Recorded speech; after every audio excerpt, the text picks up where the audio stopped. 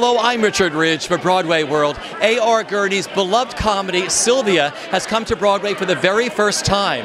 Under the direction of Dan Sullivan, it stars Matthew Broderick, Julie White, Annaleigh Ashford, and Robert Sella. And we're here on opening night to celebrate with the company.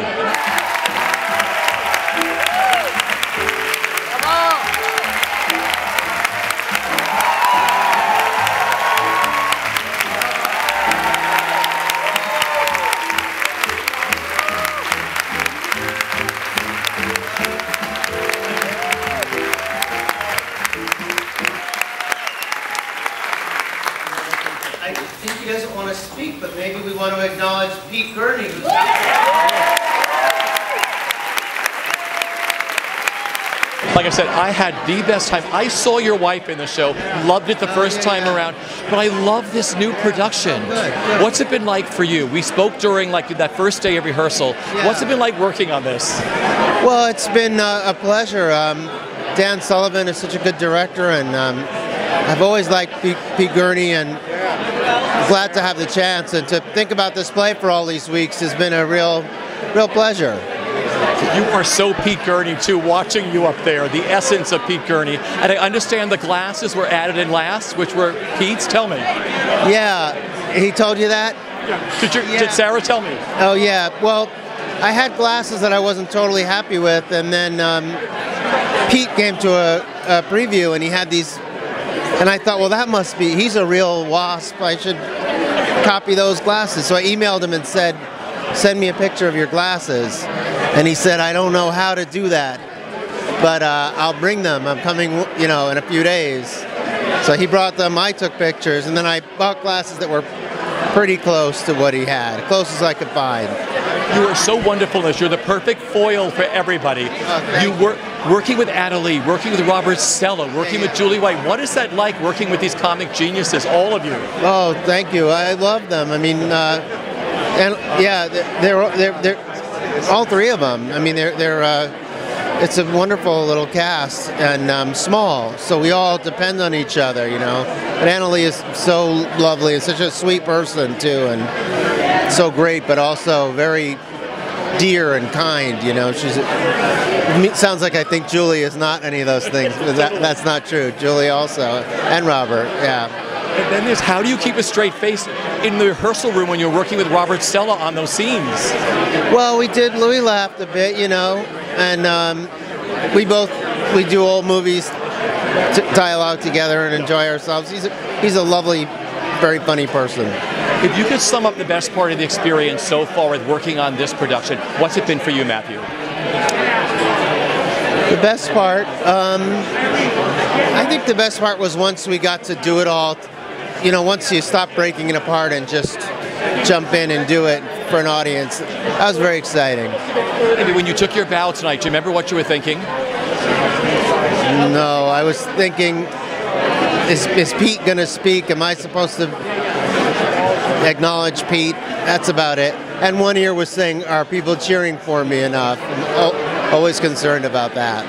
It is opening night. You are off the map, my girl. I saw you Sunday. How do you feel tonight? Oh my gosh, it just feels overwhelmingly lovely to be open.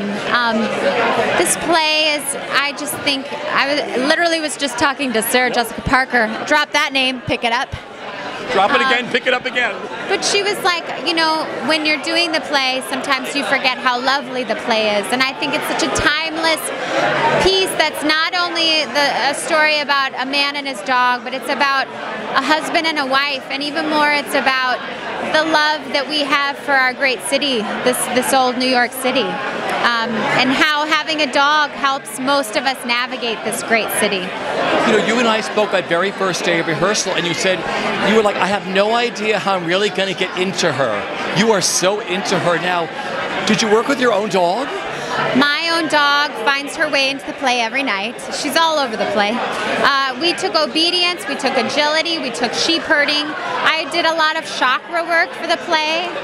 I'm enlisting an exploded heart chakra and a really grounded root chakra throughout the play, which sounds crazy. crazy, but it's been overwhelmingly helpful to kind of finding that language that creates a woman and a dog and finds them together. Well, you found the perfect melding for that, believe me. Thank you. That's Working with this cast, I mean, the four of you. Julie White is one of our most magical actresses. Robbie Sella is giving one of the funniest performances I've ever seen. And Matthew Broderick is literally like there's only one of Matthew Broderick in the world. He's just, I fall in love with him every night. He's the sweetest. When I say I love you, I mean it. He's just magic. How did you all keep a straight face during rehearsal? I was asking Dan about that. We don't, and we continue not to. There are moments of the play that they're built this way, but they occasionally feel like we're like in a segment of the Carol Burnett show, which is great. It's so good to hear people laughing so heartily. Because Julie was saying that Matthew, when he wipes your pee up, it's like, oh, Mike Nichols' obituaries in the papers. Like, Julie, have you seen this? And she's like, yeah, I'm not cracking up. Yeah, every night. Matthew has that magic thing where he like twinkles and you're like, you're gonna make me laugh, you're gonna make me laugh, you're just gonna make me laugh. And sometimes he just does. And working with Dan Sullivan, tell me. Dan Sullivan is one of our most, I think, important American theater directors. So it's kind of like one of those bucket list things, getting to work with him. And I couldn't be more grateful to his love and support, and he guided me so beautifully through the process. And then there's Pete Gurney, who's the humblest man on the planet. We walked off after the first preview. And at intermission, I looked at Julie and Matthew and I said, well, A.R. Gurney is one of the funniest men on Broadway. Because the play is funny. I mean, there's four silly people up there telling a story, but the play is what's so funny. My final question is, when you took your bow tonight, do you remember what you were thinking?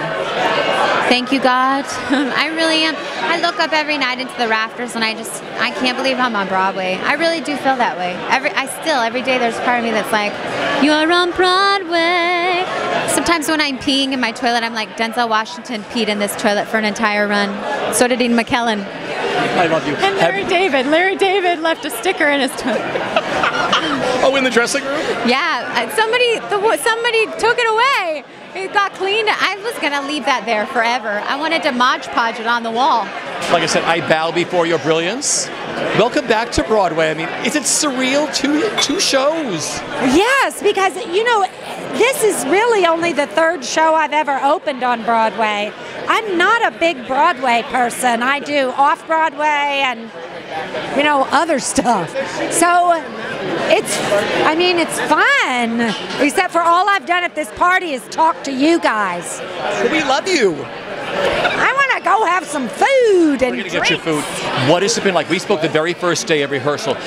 This show is about so many wonderful things. Longing, love. I mean, what's it been like working on this? It's really, it's really been very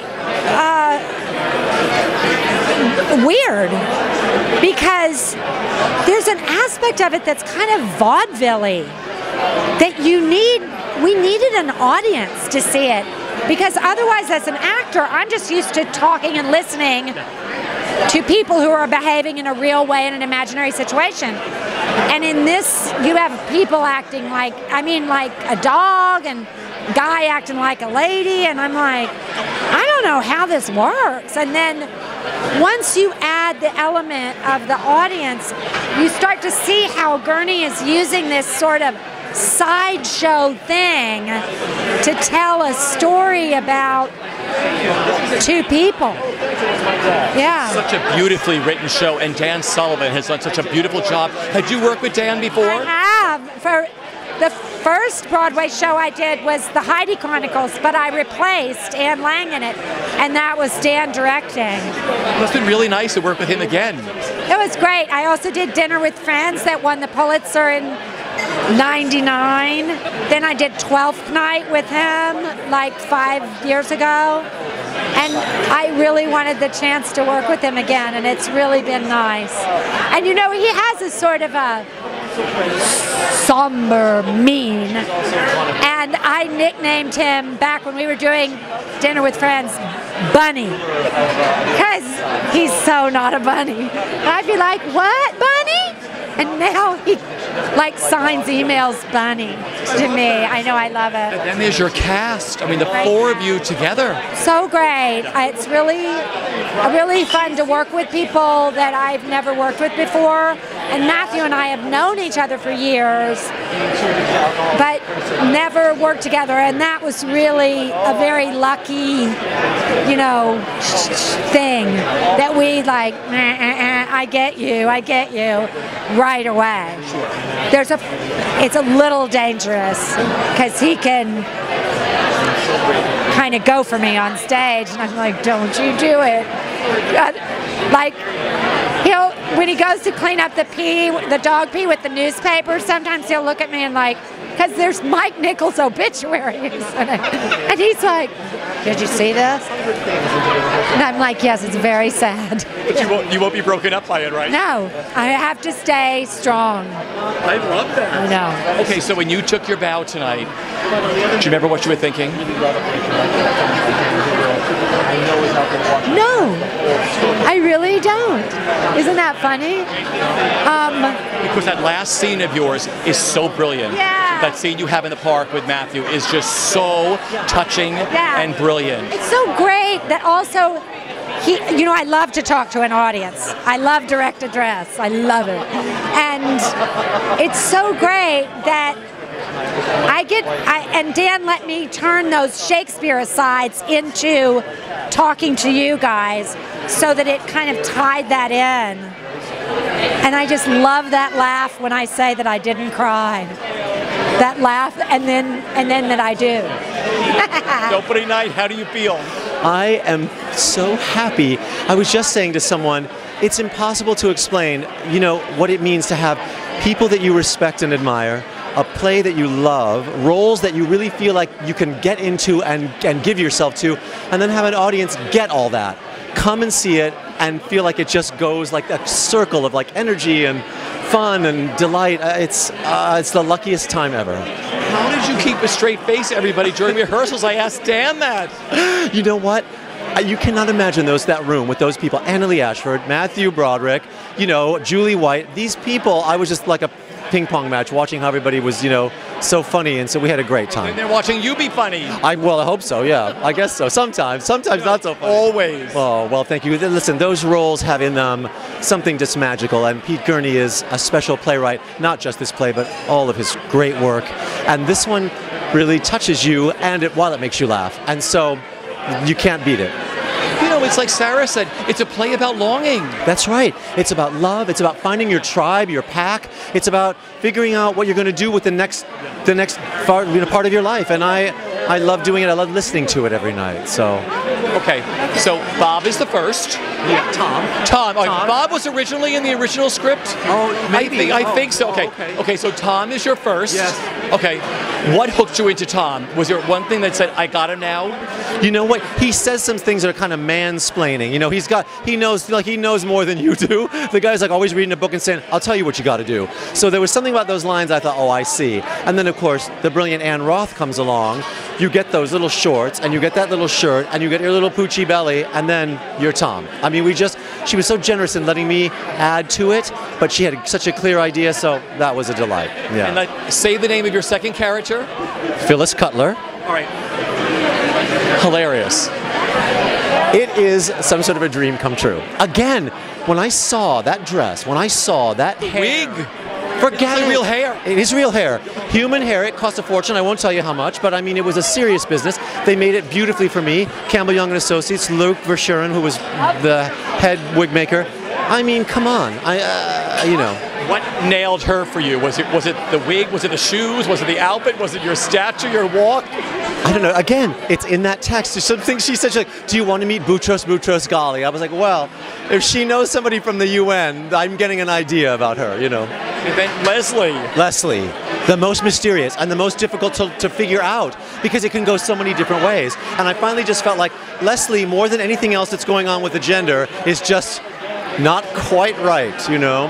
So we're having it's a treat just saying them out loud. You can see how fun it is. So You know, Matthew is so brilliant being the perfect foil for you. I was like, how do you keep a straight face for that too? he is so good and so smart. They all are. I watch in awe. I really do. In the early days of running it in the rehearsal room, I had to remind myself I'm talking to them. I'm not listening. I'm not watching them. So we're having a great time. Okay, best part of the experience so far with working on this show has been what for you? Getting to know Pete Gurney and getting to work with this amazing company. I sounds corny, I know, but to be in a room with that kind of talent makes you feel like, well, maybe I'm doing something right. If I can be in the room with them, then that feels really, I feel honored by that. You know, I was talking to your director. He directed you in Stuff Happens, this very serious play down to the public, and this is a whole other thing. No, well, that's the kind of person Dan Sullivan is. He can do anything, and with his taste and his ideas, it just makes it. I can hardly think of a play he wouldn't be perfect for. So it was lovely to come back in the room with him again. I think he's fantastic. So when you took your bow tonight back on Broadway, do you remember what you were thinking? I was just thinking, honestly, what a pleasure it is to have a dream come true, to think of something in your life and try for it, and then every once in a while it actually happens. It's the greatest thing ever. I'm super grateful. First of all, happy birthday to you. You have a big one coming up on Saturday, right? You're absolutely right. How'd you know that? Well, I find these things out, and to have a Broadway show and a birthday at the same time, how exciting is that? Very exciting. But I've had many birthdays in my life, so it's not as exciting it would be for a young man like you. Thank you for that. I loved this production. I had the fondest memories of seeing it originally at MTC. This was stunning, this production. What has it been like for you working on this again, Pete? Well, it was great, but I really I gave it to Dan Sullivan to do. I didn't want to keep saying, well, we did it this way in New Haven, this way in England, this is the way they did it in France. I just decided so in a sense, it's Dan Sullivan's production. And the set, I thought, was fabulous. I mean, it makes you want to go out and get a dog and live in Central Park after seeing this show. Yeah, that's right. I'm glad to hear that. And what a gorgeous cast. I mean, you've had brilliant Sylvias in the past, of course, with Sarah Jessica Parker. Tell me about your latest one, Annaleigh Ashford.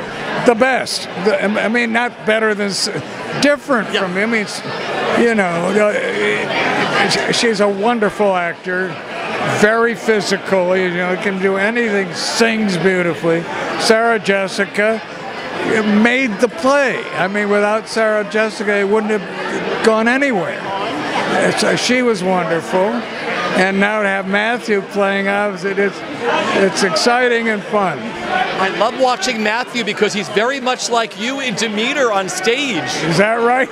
Maybe he's got my glasses on. Did you notice that? No, he does? Yeah, because Sarah Jessica told him a couple of days ago the glasses were wrong, so I came in. Did you notice the glasses? They're the same. It is, first of all, I had the best time Sunday at this show. Oh, God. There is so much love in this production. Tell me what it was like directing this.